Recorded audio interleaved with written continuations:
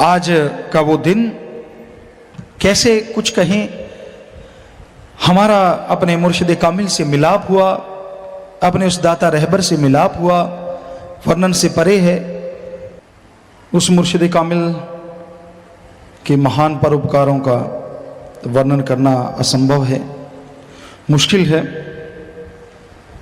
कई बार बच्चे पूछने लग जाते हैं या खास करके इनके पास जाते हैं कि पिताजी बात सुनाओ, टूर पे जाते हैं तो परम पिताजी की बात सुनाओ। तो बेपरवाह जी की बातें इतनी ज़्यादा हैं कि हम कोशिश कर रहे हैं कि ग्रंथ में भी लिखेंगे जितनी लिख पाए, क्योंकि बेहद चर्चा है। बचपन से ही, जन्म से ही उनका रहमो करम रहा।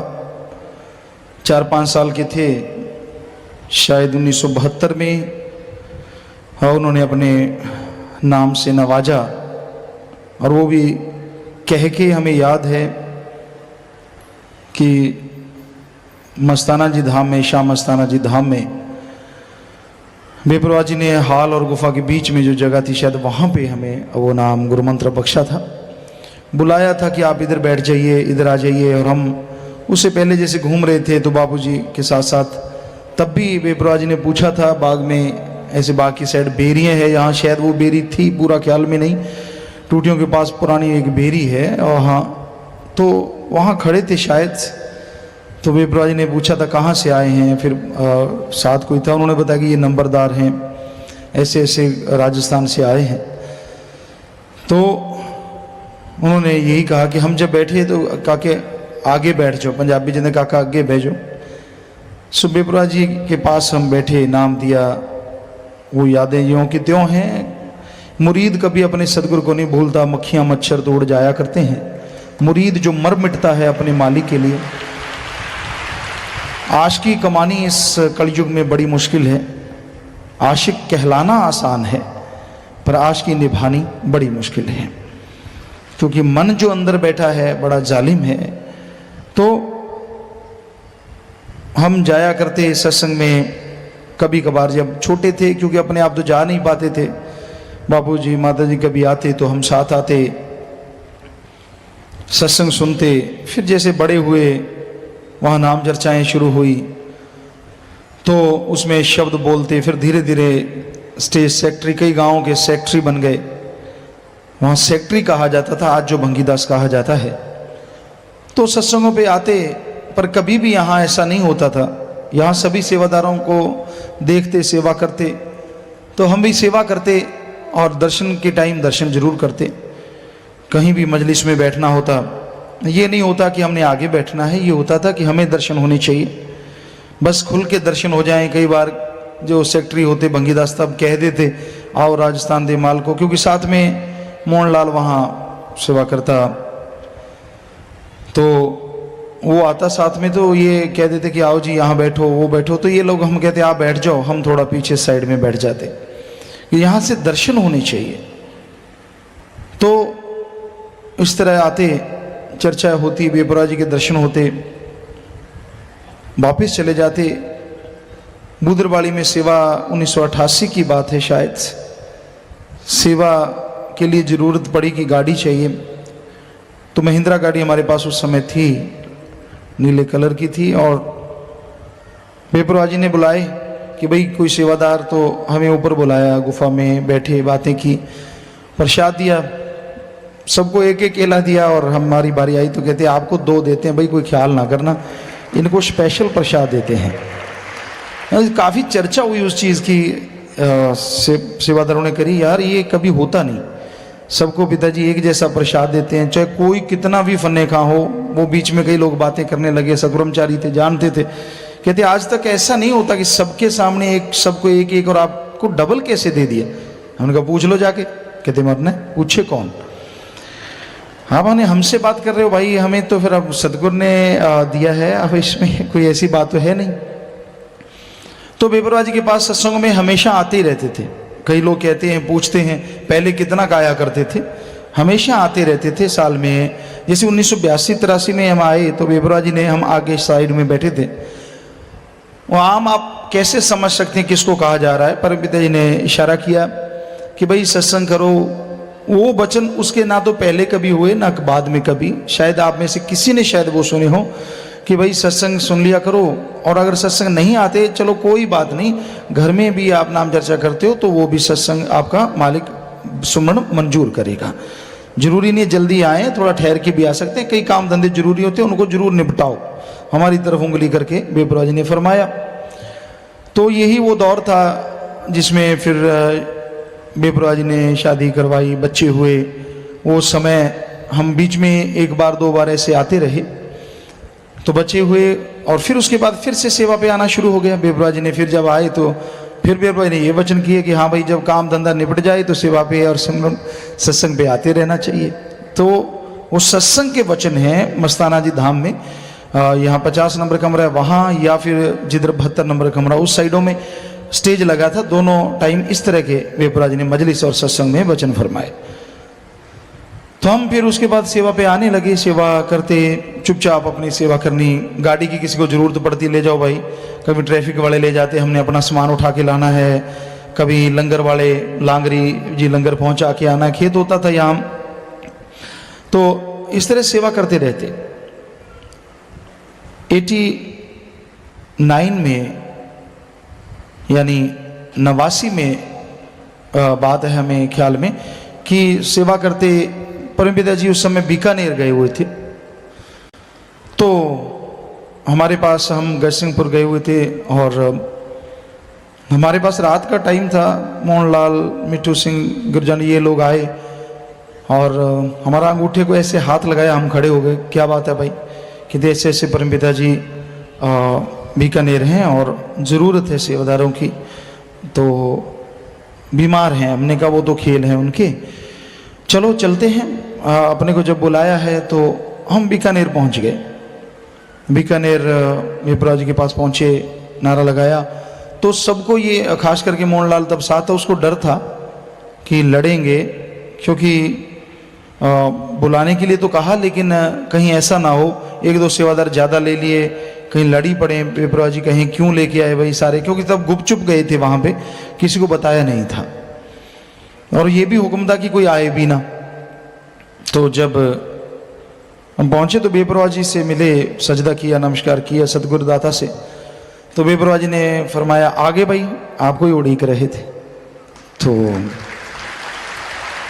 मोहनलाल की जान में जान आई, भाई ठीक है, शुक्र है सतगुरु ने कुछ ऐसा नहीं बोला। तो वहाँ पे सेवा करते, सुबह शाम दर्शन मेला होता बेपरवाह जी का। घूमने जाते, अब उनके चोज हैं सतगुरु के, घूमने जाते, वो जगह कंकर थे वहाँ बहुत, तो हम कंकर को साफ कर देते रोज। हम सुबह सवेरे जाते, अर्ली मॉर्निंग, किसी सेवादार को नहीं पता था, सुबह जाते, बात करते जाते कि भाई यहाँ हम्प है, यहाँ भी थोड़ा तकलीफ आती होगी, कोई पत्थर पड़ा होता उसको दूर कर देते। और यहाँ बेपरवाह जी घूमते, वहाँ पहुँचते, उस जगह को साफ करते, थोड़ा सा साफ कर देते कि ठीक है भाई आप, वो कहते हम करेंगे, हमने कर लो। तो ऐसे दिन गुजरते गुजरते एक दिन हमने कहा भाई ये जगह कितनी होगी। बेपरवाह जी मुश्किल से 10-12 कदम घूमते और 12 कदम गए बैठ के, फिर 12 कदम वापस, ऐसे कुछ ऐसा सेटिंग सी थी। तो वो जगह काफ़ी लंबी थी, कई 100 फुट लंबी थी। तो हमने झाड़ू लिया, हमने कहा भाई आज हम साफ करेंगे, आप रोज साफ करते हो, 10-12 कदम साफ कर देते हो, आगे सफाई नहीं होती, बेपरवाह जी आगे चले जाएं, आप सफाई ढंग से नहीं करते। वो कहने लगे यार जाते ही नहीं, जहाँ तक सफाई की होती है परमपिता जी तो वहाँ तक भी नहीं जाते, पीछे रह जाते हैं। हमने कहा चलो हम तो सफाई करेंगे। हम लगे, वो 200-300 फुट जगह थी, वो सारी रास्ते जितनी 4-5 फुट चौड़ा ऐसे रास्ता, पूरा कंकर थे, रोड थे, तो वो सारे साफ कर दिए झाड़ू लेके, दूर तक। आगे गड्ढे थे, उसके आगे तो रास्ता था ही नहीं। तो वो हंसते रहे, कहते यार देखना क्या हो गया, आपको क्या फतूर चढ़ा है, ये क्या कर रहे हो, ऐसे थोड़ा ही ना होता है, इतनी दूर और इतना रास्ता परमपिता चलेंगे ही नहीं। मैंने कहा अपना काम सेवा करना है। कहते तू करता रहे सेवा, हमने तो इतनी कर ली। वो हंसते रहे, हम अपना करते रहे। बेपरवाह जी आए, जो भी समय घूमने का था, सुबह शाम आते थे, आए लाठी पकड़ा दी, कहते नहीं छोड़ो आज वैसे चलते हैं। और इतनी स्पीड से चले कि वो 300 फुट का रास्ता पार किया, जितना भी रास्ता था, बिल्कुल कुर्सी वहां जाके रुक गई, यहाँ हमने आगे गड्ढे आ गए थे। कहते भाई आगे तो रास्ता नहीं। यही बात हमने उनसे कही कि भाई आगे तो रास्ता ही नहीं, वरना हम और भी साफ करते और बेपरा जी और भी शायद चलते, जरूर चल देंगे। वो हंसते रहे, और जब बेपरा जी ने वही बात कही आके, कहते भाई आगे तो रास्ता नहीं, नहीं तो अपन और भी चल पड़ते। तो वहाँ कुर्सी रख दी। अब साथ वाले सारे साथ ही थे। कहते यार कमाल है, तूने सफाई की इतनी चले। हमने कहा ये तो उनकी मर्जी होती है, हमारी सफाई में क्या। यहाँ हीरे मोती बिछा दिए, जो मखमल बिछा दिया, जो बेपरवाजी चल पड़े, ये तो उनकी मर्जी है, यहाँ तक मर्जी चलें। बस वो पर्दा जरूरी था सतगुरु का। तो वो बेचारे इसमें कहते हाँ बात तो ठीक है, ऐसा ही हुआ होगा। तो यूँ वहाँ पे हमेशा ऐसे बात होती। कई बार एक बार परमपिता जी के लिए डंगोरी हाथ में जैसे सोटी रखते थे, तो वो बनाने के लिए गए कि बनाने चलनी है। तो हम चले गए, वहाँ बनवानी शुरू की, अच्छी नहीं बनी।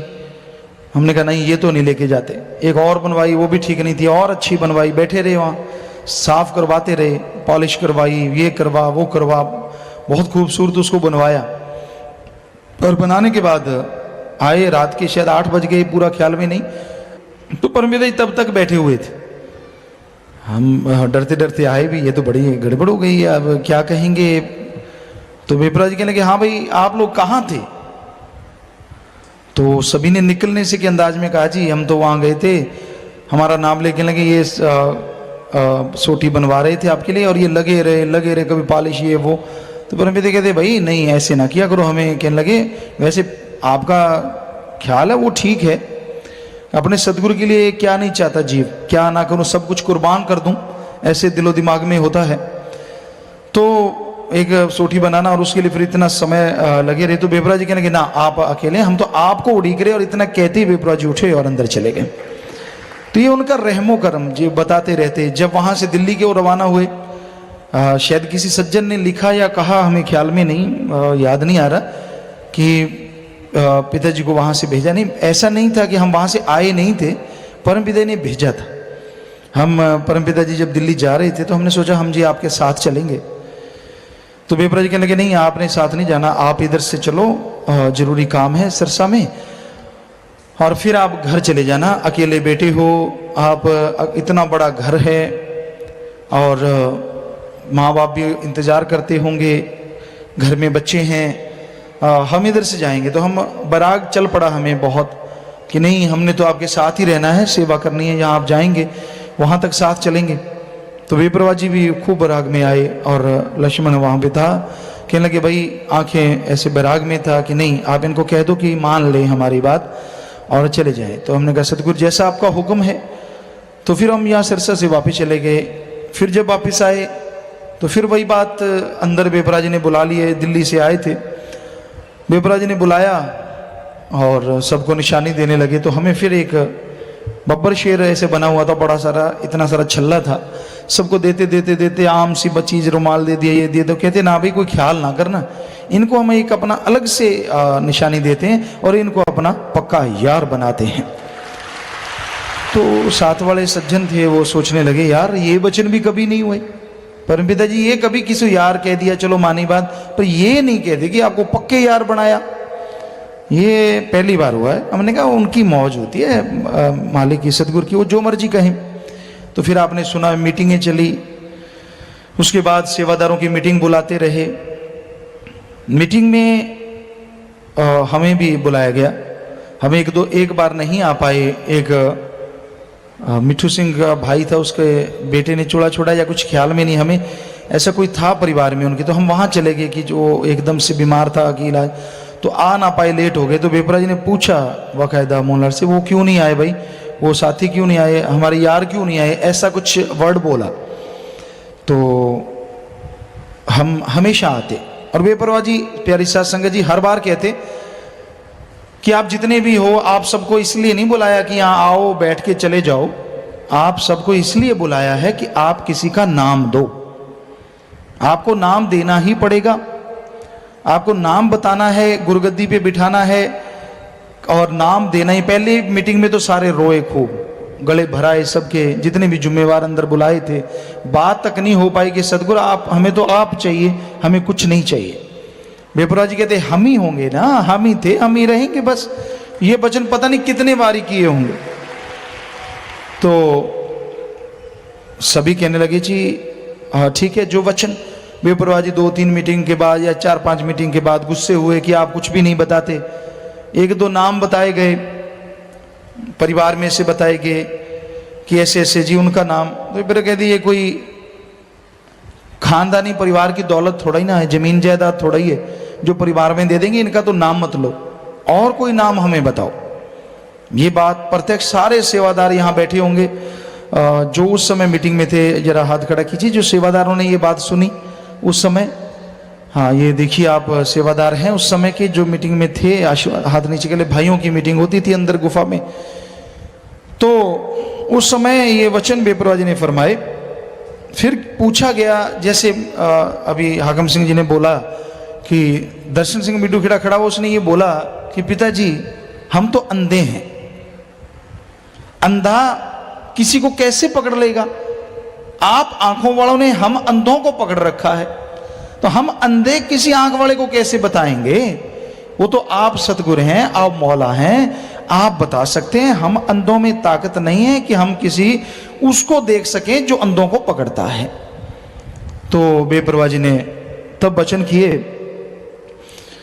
कि भाई बात तो ठीक है, पर हम तो मीटिंग इसलिए बुलाई, कल को ये उंगली मत करना हम किसी को बना दें और आप कहो जी पिताजी ने अपने आप ही बना दिया और आप मानो ना, क्या ये बात आपको मंजूर है, सबको कबूल है?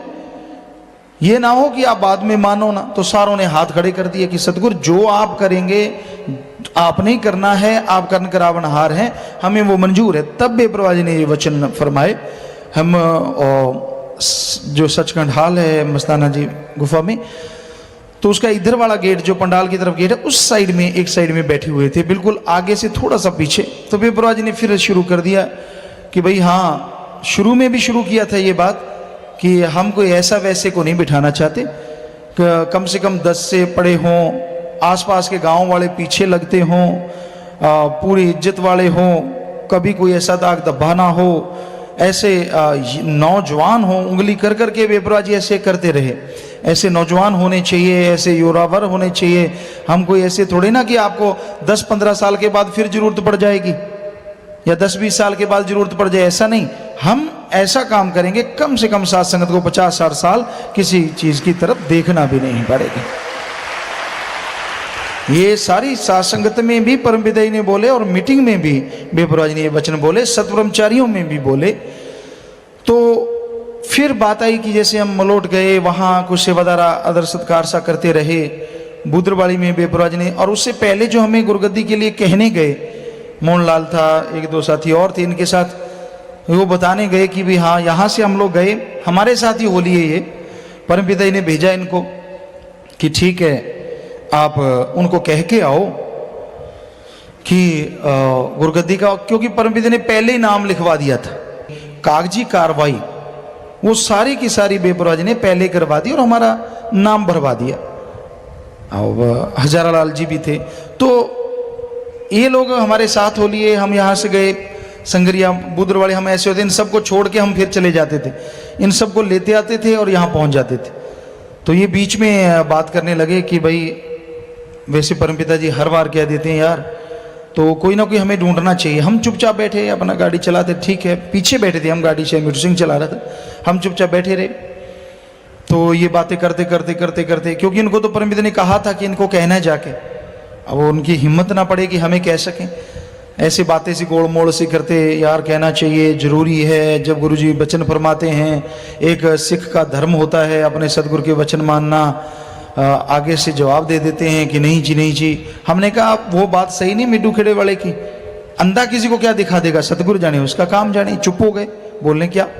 फिर कहने लगे बात करते करते चलती चलती, यार हमें नंबरदार भी कह देते कि ये नंबरदार के बारे में कैसे ख्याल है। हमने कहा गाड़ी रोको, अभी उतरो नीचे, आपने ये कैसे सोच लिया कि हमें सतगुरु के बराबर, अभी उतरो यहाँ से और भाग जाओ अपना। तो ये डर गए, कहते नहीं नहीं नहीं, हम तो गलती हो गई, हम तो वैसे ही कर बैठे, और इस तरह कह के हम गुरुसर चले गए। और ये वापस आ गए और आके इन्होंने परमपिता जी को कहा जी हमने तो जोर लगाया, सब कुछ करके देख लिया, 2 बार ऐसी बात हुई, पहले भी ये गए और दूसरी बार फिर गए तो एक जगह कहते जी बाथरूम जाना, बहाने से चले गए और हमें कहने लगे जी आपको डेरे का प्रबंधक बना दें। हमने कहा तौबा, हम तो राम नाम जपते हैं, सदगुरु का दर्शन करते हैं, सेवा जितनी होती कर लेते हैं, बने रहो आप प्रबंधक, हमें जरूरत नहीं है। कहते नहीं जरूरत है, बेपरा जी बीमार हैं ऐसे। हमने कहा आपने बीमार कहा तो कहा क्यों, सदगुरु जाने, उसका काम जाने, वो दोनों जहां का मालिक है। आपके लिए बीमार होगा, हमारे लिए तो कोई बीमार नहीं है। तो चुप हो गए। तो आके बेपरा जी को कहने लगे जी आप कहते हो कि उनको गुरगद्दी का कहो, पर वो तो पैरों पे पानी नहीं गिरने देते, पैरों से पानी नहीं डोलने देते जिद्दां पंजाबी च किया जाता है, वो तो नाम नहीं लेने देते। परमपिता कहते फिर आपने कैसे कहा? इन्होंने बताया कि ऐसे ऐसे हमने बात छेड़ी। कहते आपके आगे कौन आता, आपके आगे तो एक आदमी ना आए, गधा ना आए। अरे आप उनको जाके कहो कि परमपिता ने कहा। कहते जी वो तो ठीक है, आपने तो नाम ही लिखवा दिया, सारा कुछ चढ़ गया, अब वो मानते नहीं। कहते आप जाके एक बार ये कहो कि परम पिता जी ने कहा है कि आपको ना प्रबंधक ना कुछ और गुरगद्दी में बिठाना है। जाके सीधी सीधी स्पष्ट बात कहो जो आपको हुक्म करा। तो बूदरवाली की ये बात है। गुफा की साइड में पीछे जिधर अब पंडाल है, तो वहां पे पीछे की साइड में हमें बुलाया। कहने लगे भाई, हमने कहा तो आप फिर वही बात करोगे, देख लेना। तो ये डर से गए। कहने लगे भाई परम पिता जी का हुक्म सुनाने आए हैं, हम कोई बात सुनाने नहीं आए। हमने कहा फिर सुनाओ। कहने लगे परम पिता जी ने कहा है कि जो गुरगद्दी की रस्म करनी है, इस गुरगद्दी पे आपको बिठाना है, परम पिता जी ने कहा है। हमने कहा ठीक है, आप हमें मिलाएं। सतगुरु ने कहा है, उनके लिए तो रोम रोम काट लो तो भी कोई परवाह नहीं, रग रग में उनका नाम बसा है, उनके लिए जीवन है। तो उनकी भी आंखों में आंसू आए और जाके परम पिता जी को बताया। अभी ये बात कुछ खास सेवादारों को भी पता चल गई कि ऐसा होने जा रहा है। उन्होंने हमें घेर लिया, पाँव पे पड़े, पाँव को हाथ लगाएं। जी आप गुरगद्दी से इनकार करो, आप ना बैठो, आप बैठोगे परमपिता चले जाएंगे। हमने कहा सतगुरु अगर आपको हुक्म दे तो क्या आप इनकार करोगे? अगर सतगुरु सिर मांगे तो? कहते कोई इनकार तो नहीं कर सकते। तो हमने कहा हमने तो कुछ नहीं कहा उनको, अब बड़ा घर है तो सतगुरु का बनाया है, सतगुरु की रहमत है, सब कुछ उसने दे रखा है, सारी जमीन जायदाद, तो हमने तो कुछ कहा नहीं सतगुरु को, बेपरवाह जी को। कहते ना जी कोई आंसू गिराए, कोई कुछ करे, पाँव पकड़े हमारे। हमने पाँव पकड़ने, सतगुरु के पकड़ो। हमने कहा हम सतगुरु से मिलते हैं। हम बेपरवाह जी के पास गए, बेपरवाह जी लेटे हुए थे। तो ऊपर गुफा में गए बूदरवाड़ी में, और ये हमने कहा सतगुरु जी आपने ये बहुत बड़ा आदेश दिया है, हम तो खाकसार हैं, कुछ भी नहीं है, और यहाँ कुछ लोग भी हैं जो चाहते नहीं कि ऐसा हो, और आप रहमत करो कि ऐसा कैसे संभव होगा ये सब। तो बेपरवाह जी एकदम से, कहाँ जो निजी सेवादार, पास वाले सेवादार वो जानते हैं, थोड़ा सा सहारा बेपरवाह जी को ऐसे देते थे, फिर उठते थे। कहाँ बेपरवाह जी एकदम से झट से खड़े हो गए, और यूं हाथ, हमें याद है ऐसे हाथ करके बेपरवाह जी ने फरमाया कि हम कोई ऐरा गहरा नहीं, बब्बर शेर बिठाएंगे, बब्बर शेर बिठाएंगे। हर बात का मुंह तोड़ जवाब देगा, और आप बेफिक्र हो जाओ। खेतों में कराव वगैरह लगता था, समतल कर रहे थे खेतों को। कहने लगे आप जाके खेत समतल करवाओ, 2-3 ट्रैक्टर लगे हुए थे, और आपको जब बुलाना होगा हम बुला लेंगे, किसी चीज़ की परवाह नहीं। आशी शायद मोहन लाल था या ख्याल में नहीं। तो उसने कहा पिताजी बस संधि को कोई कुछ कहे ना, कोई कुछ करना दे, थोड़ा इसने डरपोक साहब स्वभाव से। तो फिर परमपिता ने फिर ऐसे किया, किसी की क्या मजाल, कोई उंगली भी कर दे, कोई बाल भी बांका कर सके। तो ये वचन बेपरवाह जी ने फरमाए, हम चले गए। और फिर बाकी की बातें तो आप सबके सामने हैं ही। 22 तारीख को ये सम्मति वाले ये लोग वहाँ पहुँचे, और फिर हमें बताया, हम हनुमानगढ़ आए, गाड़ी थी, बात कोई शायद ख्याल में नहीं क्या था, कोई काम था, वहाँ से वापस आए। फिर हम अगले दिन यहाँ पे आए 22 तारीख को, यहाँ पे पहुँचे, बेपरवाह जी से मिले। शाम को तो पूजने हमारे माता जी, बापू जी सब लोग थे। परमपिता ने पूछा भाई आप खुश तो हो ना, सारा परिवार? बच्चे थे, ये तो छोटे छोटे थे। चरणप्रीत उस समय शायद जो हमारी बड़ी बेटी है, तो उस समय बहुत छोटी थी, 4-1 साल की रही होगी, 4 साढ़े 4। जिस्मीत शायद 5 साढ़े 5 साल का, 1 साल का इनका फ़र्क आपस में, 5.5 साल का होगा, वो 4.5, तो या 5-4 साल के ऐसे थे। तो बेपरवाह जी ने पूछा भी सारे खुश हो? सभी ने कहा जी बिल्कुल खुश हैं। तो कहने लगे और कुछ आप चाहते हो? तो माता जी ने या बापू जी ने में से कोई बोला कि पिताजी ऐसा है, आप इनको तो बुला ही लोगे, हमारे लिए यही सहारा हैं, पहले 18 साल बाद हुए हैं, इतना बड़ा घर है, इतना कारोबार है, हमें तो पता ही नहीं था। बापूजी कहने लगे मैं तो जब ये 7 साल के थे तब से मुझे यही नहीं पता कि कौन सा खेत क्या करना है, क्या बीजना है, क्या करना नहीं, जबकि लगभग 100-125 एकड़ इधर का माने तो ज़मीन थी, तो मुझे तो कुछ पता ही नहीं है। ये जानते हैं सब कुछ। ऐसा करो आप सारी ज़मीन भी ले लो, घर बार भी ले लो, हमें यहाँ एक कमरा दे दो, हम कमरे में रह लिया करेंगे, आपके दर्शन, इनके दर्शन कर लिया करेंगे, बस हमें और कुछ नहीं चाहिए, बस ये हमारी अर्ज मंजूर कर लो। तो बेपरवाह जी बैराग में आ गए, और बैराग में आके कहने लगे नहीं भाई बात तो सही है, पर नहीं, तो फिर बापूजी कहने लगे इनको भेज दिया करो, अगर आप नहीं मानते तो। परमपिता ने कहा ठीक है, ऐसा भी देख लेंगे, जरूर जब आप याद करेंगे बुलाएंगे, क्यों नहीं ऐसा हो जाया करेगा, चले जाया करेंगे। तो इतनी बातें हुई, शाम को सब लोग आके, बाबा वीर सिंह जी पूजनीय परमपिता जी के मामा जी शरीर से लगते थे, वो रहते थे, उनके ऊपर कमरा था वहाँ चवारा, वहाँ पे हम लोग रुके, रात को लेट गए, कोई कुछ करे, हमारे लिए पानी लेके आइए। हमने कहा क्या हो गया, वही हैं जो सब धरती के नीचे हम लेटा करते थे, अब क्या हो गया, आप ऐसे क्यों कर रहे हो, क्योंकि पर्दा सतगुरु का मंजूर होता है ना जी, ये ला वो ला फला पानी। हमने कहा इसकी ज़रूरत नहीं है। तो फिर परमपिता ने अगले दिन सुबह, वो तो सारी बात तो क्लियर हो ही चुकी थी, कपड़े दिए, पगड़ी दी, क्या बांध लोगे, हमने कहा हाँ जी बांध लेते हैं। वैसे हम कटिंग थी और दाढ़ी भी जो कटिंग रखते थे मेनली, तो बेपरा जी कहने लगे नहीं आप बांध लो। तो वो पगड़ी हमने बांधी, सफ़ेद कलर की वो पगड़ी थी, सतगुरु ने बंधवाई। बांधने के बाद कपड़े तैयार थे, आगे इन्होंने जैसे बताया, हम गए, हाथ डाला, हम नीचे, हमने ये अर्ज करी कि बेपरवाह जी हम आपके बराबर ना बैठें तो बेहतर है, आपके बराबर बैठेंगे, हमारा ज़मीर नहीं मानता, आप हमारे मालिक, हम नौकर हैं, हम तो गुलाम हैं। बेपरवाह जी कहने लगे नहीं ये तो गुरगद्दी की रस्म है, हम हैं ना, आप फिक्र क्यों करते हो, आप थोड़ी ना हो, अब हम बन जाएंगे बस। तो ये कह के वहाँ गुरगद्दी की रस्म हुई, वो फोटोएँ हैं, सारा कुछ है। तो बेपरवाह जी ने वो हार डाला, प्रसाद दिया हमें, प्रसाद खाया, कहते थोड़ा सा आप ले लो प्रसाद, हमने वो प्रसाद ले लिया। तो बेपरवाह से अंदर मिले, सारा परिवार मिला, एक दिन रुका या 2 दिन, फिर सारा परिवार गया। ये आने लगे बेपरवाह, हमें तो हुक्म नहीं था कि मिले, हम मिलते नहीं थे, तो परमपिता जी के साथ रहते, बातें होती, सारा परिवार आता, जैसे परमपिता जी को हमें मिला चला गया। बापूजी रोने लगे एक बार बहुत ज़्यादा कि भाई तब तो ये हुआ था कि बातें किया करेंगे, अब तो बात भी नहीं करते। फिर लक्ष्मण उस समय परमपिता जी के पास गए और कहने लगे भाई ऐसे ऐसे संत जी तो मिलते नहीं। परमपिता कहते हमने तो रोका ही नहीं, कहते जी आप बुलाओ उनको। फिर हमें ऊपर बुलाया, कहने लगे आप इनको मिलते नहीं परिवार को।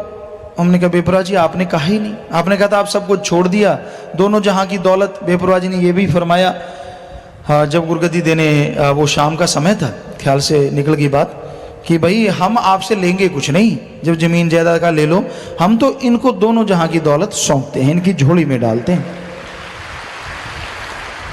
तो बेपरवाह जी ने हमें ऊपर बुलाया और कहने लगे भाई ये परिवार है, आप इनको मिलते क्यों नहीं, छोटे छोटे बच्चे हैं। हमने कहा जी आपने कोई हुक्म ही नहीं दिया। कहने लगे नहीं, दुनिया वाले कुछ भी कहें, इनको आपने अलग से टाइम हमेशा देना ही देना है।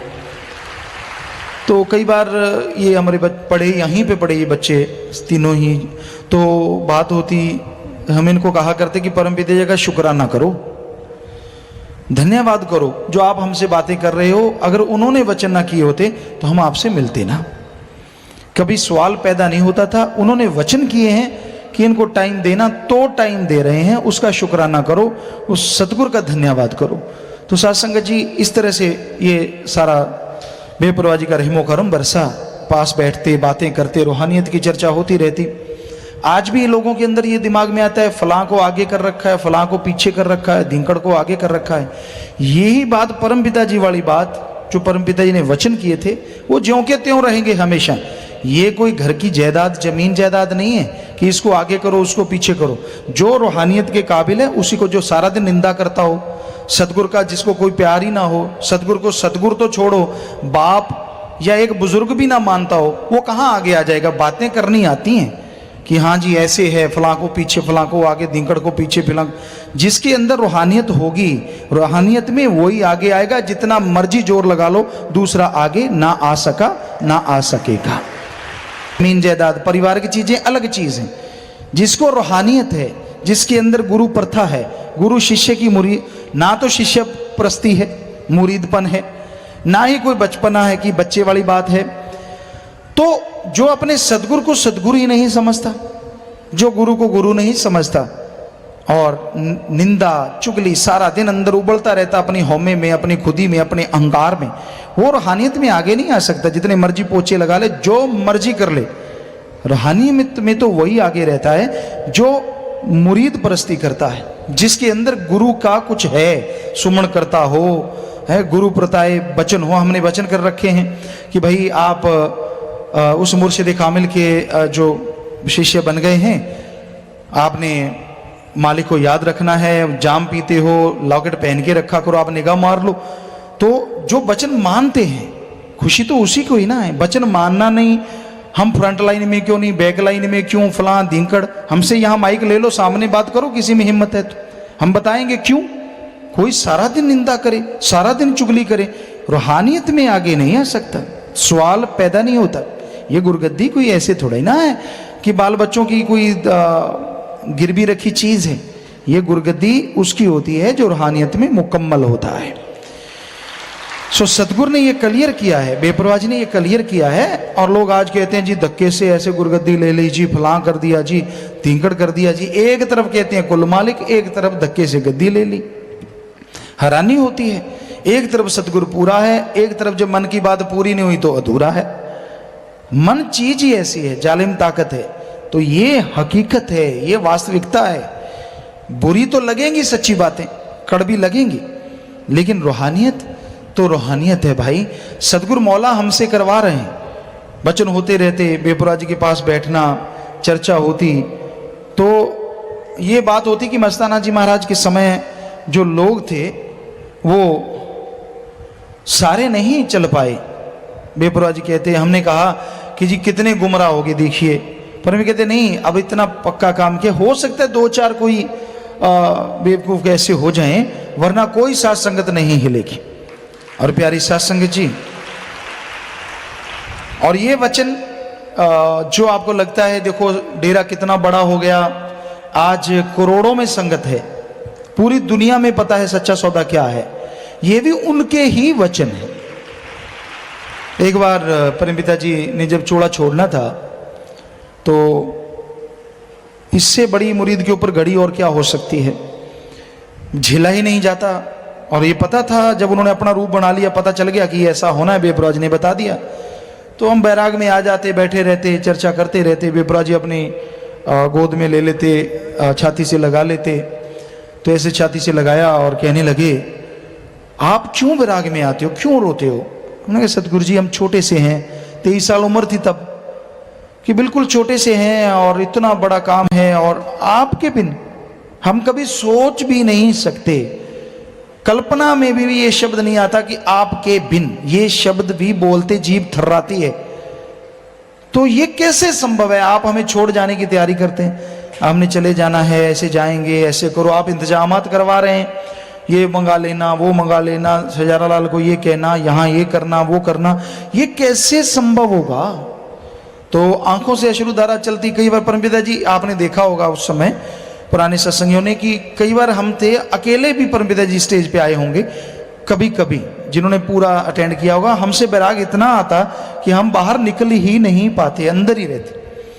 कई बार बेपरा जी आके फिर कहते वो अपना छोटा सा, वो इतना सा, वो किधर है, तो फिर हमें बाहर आना पड़ता। और फिर बेपरा जी ऊपर ले जाते तो बैठाते, और फिर कहते कि नहीं ऐसा नहीं। और फिर एक बार जब बिल्कुल चोड़ा बदलना था, नज़दीक था, परमपिता ने यूं अपनी उंगली की ऐसे करके, और फिर इतनी तेज तेज हमारे हाथ यहाँ बिल्कुल यहाँ पे ऐसे ऐसे मारी जोर जोर से कि तूने थोड़ा ही संभालना है, हम हैं, हम तेरे यहाँ हैं, यहाँ हैं, यहाँ हैं। पता नहीं कितने बार वो उंगली जिस मारी बेपरवाह जी ने, जो बैराग्य था एकदम से बंद हो गया। और पता नहीं क्या हुआ, ये मालिक जाने, सतगुरु जाने, इतना कुछ हुआ, कुछ पता ही नहीं चला। कैसे शरीर बदला, कैसे हुआ, साथ संगत को संभाला, वो सब उनका रहमो करम, उनके वो वचन कि हम हैं ना, तू फिक्र, हम तेरे यहाँ हैं, हम तेरे यहाँ हैं, हम तेरे यहाँ हैं। और ये कह के छाती से लगा लिया, खुद भी बैराग में आ जाते। तो ऐसी चर्चाएं अपने मुर्शिद कामिल की जब करते हैं तो दिलो दिमाग में बस वही सारा नज़ारा घूमने लगता है। ये रूहानियत ये थोड़ा ही ना कि मैं अपनी खुदी भी चलती रहे, अहंकार भी चलता रहे, रूहानियत भी हाथों हाथ मिलती रहे, सब कुछ त्यागना पड़ता है। ये बच्चों से पूछ के देखो, छोटे छोटे से थे, इनको कितना एहसास हुआ होगा। आज एहसास होता है कि हमारे ये छोटे बच्चे थे, जिस्मित कम बोलता था लेकिन लड़कियां दोनों ही ज़्यादा बोला करती। कई बार सतब्रह्मचारी उस समय अब भी बैठे होंगे कोई ना कोई, ये कह देते कि ये अब हमारे पापा बन गए, तो ये उनसे लड़ पड़ती, मारने को आती कि आपने ये कैसे कह दिया कि हमारे पापा बन गए, आपके तो पिताजी हैं, पापा तो हमारे हैं, आप पापा। ये बच्चियां पापा ना कहने देती। ये भी बोलता कि हाँ भाई, जिस्मित भी इनके साथ होता कि ऐसे क्यों बोलते हो, लेकिन ये बोलती ज़्यादा। तो ये तो इनका दिल जानता है कि इनके साथ कैसा हुआ। ये रूहानियत ऐसे थोड़ी है कि सारा कुछ होते होते मिनट में मिल गया जी, अपनी खुदी भी अड़ी रही जी, अहंकार भी और आगे भी, ऐसे थोड़ी ना होता है। सब कुछ त्यागना पड़ता है अगर रूहानियत में आगे बढ़ना है। रूहानियत में अहंकार का तो कोई लेना देना ही नहीं। हाँ, अपने माँ बाप की तरह जैसे मर्जी करो, लेकिन अहंकार रूहानियत में अगर दखल देता है, सवाल पैदा नहीं होता। जितना मर्जी करते रहो, चाहे आप नहीं झुको, कोई मतलब नहीं। संत किसी को झुकाना थोड़ा ही चाहते हैं, ये नहीं कहते कि आप झुको, मत झुको, लेकिन ये सच है, अगर सच्चे सौदे में तन गया सो गवा गया, झुक गया सो पा गया। दीनता नम्रता से यहाँ तो सब कुछ मिलता है, अहंकार से नहीं मिलता। फकीर किसी के नारे का भूखा नहीं होता कि आपने नारा नहीं लगाया, ना लगाओ, कोई फर्क नहीं पड़ने वाला, लेकिन आपके जीवन में उसका बहुत बड़ा फर्क पड़ेगा। क्योंकि अगर आप ना इधर ना उधर, यानी अगर सतगुर धारण किया हो, किसी ने भी गुरु मुर्शिद कामिल धारण किया हो, आप जिस मर्जी पवित्र वाणी को उठा के पढ़ लो। सिख धर्म की पवित्र गुरबाणी है, पवित्र रामायण है, गीता है, वेद हैं, शास्त्र हैं, पढ़ के देख लो। उसमें लिखा हुआ है कि किसी आदमी को आदमी की भी निंदा नहीं करनी चाहिए, और संत का निंदक तो महापापी कहलाता है, फकीर का, चाहे सतगुरु ने उसे बनाया हो।